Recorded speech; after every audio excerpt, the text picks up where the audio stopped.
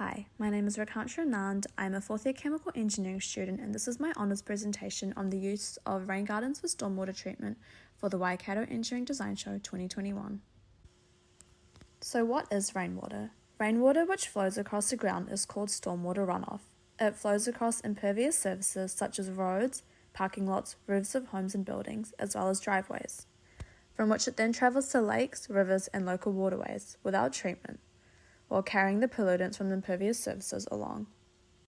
This is an area of concern in particular for Lake Te Ko Utu in Cambridge, which receives stormwater from the northern area of the town. There are various roads within the network of the lake which act as a contamination source. Stormwater management systems and practices are to be in place to ensure contaminants do not enter waterways. This lake has no stormwater management practices in place and continues to be contaminated by stormwater runoff, leading to the deterioration of the water quality.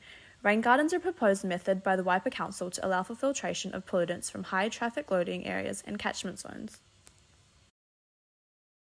This project involves assessing the functionality of a rain garden as a stormwater filtration device by designing and constructing a lab-scale rain garden prototype and testing its performance against various criteria such as water retention and infiltration rate to determine how effective this is to prevent pollution from entering local waterways.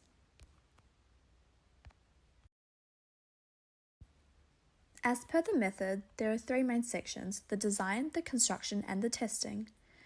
The design and construction phase consisted of three main phases.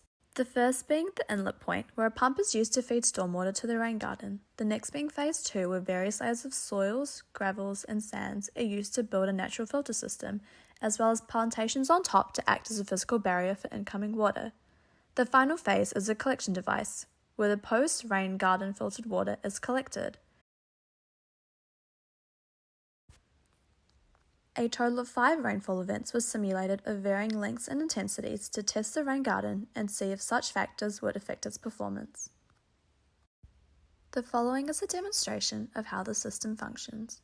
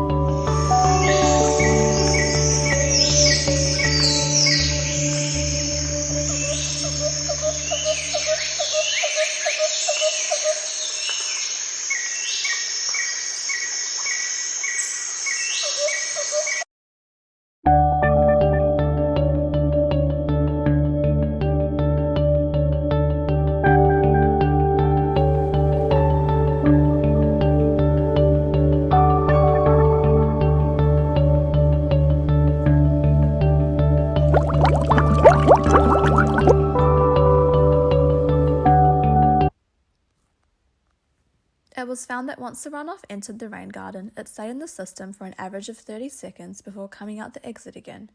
Results were as expected, with heavier periods of rainfall leaving the system at faster rates, with higher intensities, all of which completely filtered any solid particles that were in the lake water sample. In regards to the broader impact of this solution, soils contain high levels of nutrients, so nutrients such as nitrogen, phosphorus, manganese, and potassium have been found to add to the presence of these nutrients to the stormwater.